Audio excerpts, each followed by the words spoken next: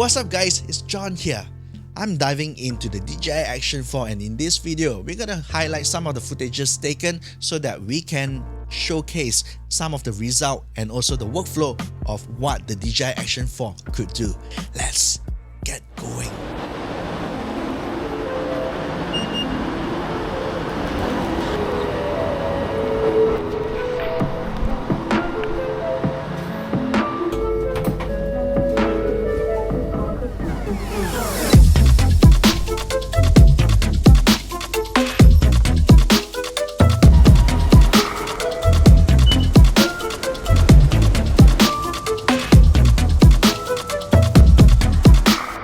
This is a classic view of a vlogging viewpoint from the Action 4, and what we have over here is a wide angle lens on the Action 4, currently recording with a standard lens configuration. And what it does, it actually frames me pretty alright. The talking head smack in the center, I can frame it, I can look it here, and at the same time give you a sense of perspective and location to you guys while you're watching. Welcome to Kuala Lumpur, and all these footages were shot with the DJI Action 4. I've been using this Action 4 camera to create some of the videos here on my YouTube channel and then some. Now this action camera marketed for extreme sports, as the name do suggest, action. See if I can activate the beam over here. I've got the app. Your beam is now unlocked and ready for launch. Don't forget to put your helmet on. No helmet. So let's go. Oh, I see. There you go. So you need to push off and then you go. A lot of us right here, we are not action athletes, sports athletes, and getting on the beam is as much of an action that I'm willing to take. Traditionally, action cam, what it is basically built small, compact, so that you can be mounting on the chest right now, and that's how I'm actually recording this particular beam ride. Action cameras are compact, they are small, they are meant for snowboarders, skateboarders, bikers, paragliders, and all these extreme sport people to mount on them. And when the size is the main priority, so the other important spec of a DJI camera is the backside, video quality, low light performances, and action camera has always been playing catch up since then. And you can almost always tell a difference whether the video is captured with the Sony a7 IV or the Action 4. It's actually, this is just a great camera for people like me where I don't think I'm not into action sports. I like, to maybe try something like this once in a while, get on a beam ride. It feels like there's no more power on this scooter. I think there's no more power on this scooter. I'm gonna just try to bring it up. And we are done. I think we are done. I think there's no battery on this scooter. I'm gonna stop. I'm going to stop right here. Now, right now you're watching something that's done with the Sony a7 IV of a video. Can you tell the difference between the action camera and also, say, the action camera right now? Hi. Of course you can, because the Sony a7 IV is a full-fledged mirrorless camera and has better bit rate than, well, technically no, 4:2, but a smaller sensor. How about that? But the point is, it always has to make sacrifice for the size and the use case of it. And right now, I'm at peace with how the video quality look on the Action 4, that I don't mind it at all. Now I have with me the DJI Action 4. Look how tiny this camera is. I could just hold it on with just my palm, and also it fits into my finger pretty easily. I could just vlog with my hand extended this way. Compare that to the Sony a7 IV that I have over here that I used to vlog with, and that is quite hefty compared to the DJI Action 4, provided of course it delivers in terms of image quality on the video. What it is, it has a wide angle lens, as I've spoken in the video.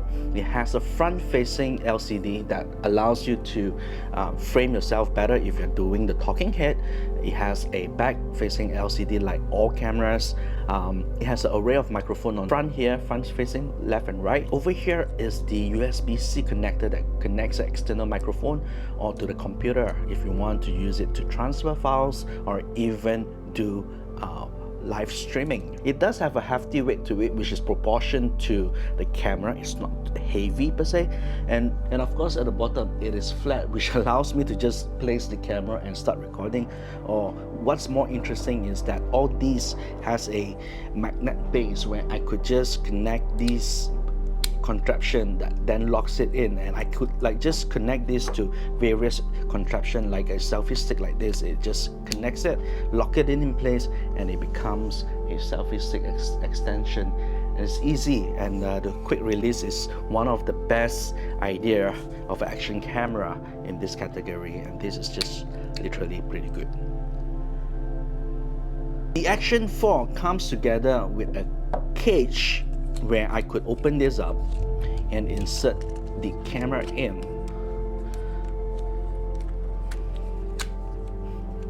And what it allows me to do then expose this part, the side part of this camera, and I'm able to do the same thing with the magnet and do a portrait 9:16 of the action camera onto any contraption, being a tripod, a monopod, or a selfie stick, and then you can just vlog 16:9. I think the cage gives you some kind of protection to the camera and also the different orientation to the 9:16 magnet base over there.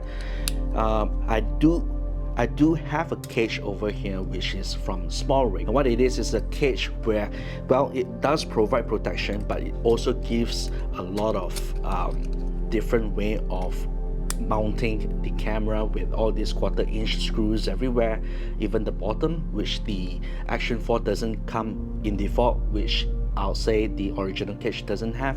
And what is more important is certainly the cold shoe, which essentially I could just mount my Rode Wireless Go 2 on top of here, and then with the USB cable I would then put it together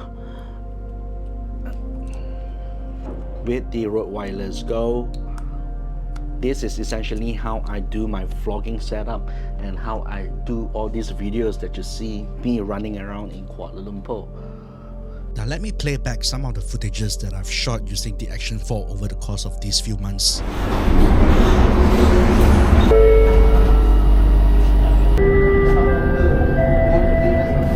Grading with the D-Log M is easy with the LUTs that I've got in my collection. And when the camera is this tiny, a sensor of 1/1.3 and capable of recording up to 4K at 120 frames per second. With its rock steady footages, it is giving me a lot of confidence using it.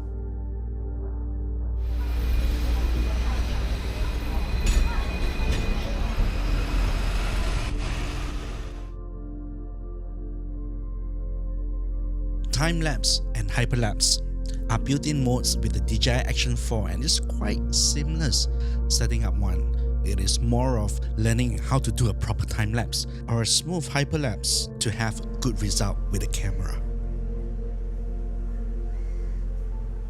DJI Action 4 take photos as well, but I seldom use it for photos. It takes RAW and JPEG at the same time. I'll take a photo and let you guys have a look.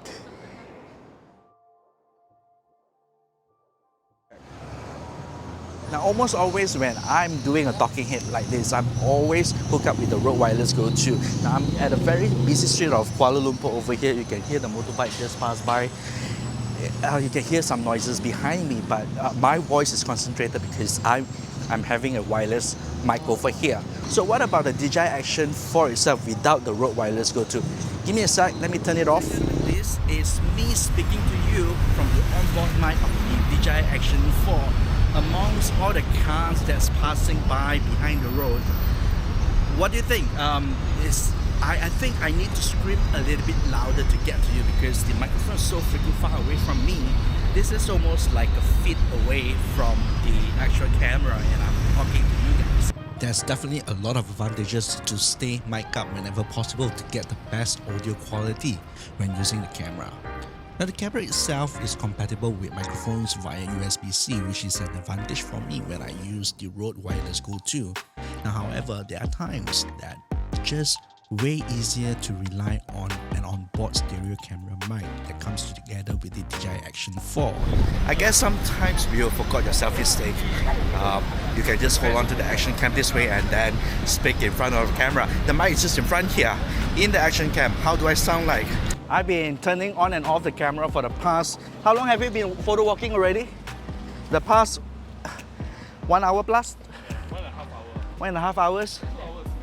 Almost 2 hours, and I'm at 10% of the battery life of me vlogging, taking some behind the scene of the videos that I was doing for the photo walk, and 10% left on the battery. Not too shabby, I'll say. Now, the batteries are rated at 2.5 hours of use. I guess it varies from the camera being used. It does has a fast charge to 80% in 80 minutes, so that would help. Or get the Adventure combo that comes with additional 2 batteries. I've got the camera mounted on my chest using magnets, and this probably will be my go-to view when I'm doing a POV shoot on a photo walk. Now this view is mounted on the hot shoe of a camera, and on Action 4 I've activated Horizon Steady, which allows me to shoot both horizontal and vertical photo. So despite me rotating my camera, I still get a 16:9 horizontal video.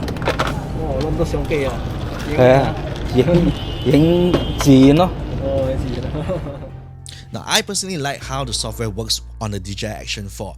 It is off right now, the camera, and I press record, and what it is, it will automatically turn on and straight away record within seconds.